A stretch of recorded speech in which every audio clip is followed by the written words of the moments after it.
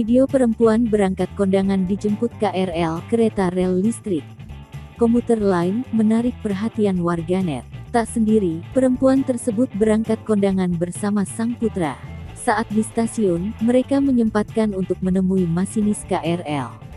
Masinis tersebut merupakan suami dari perempuan dalam video.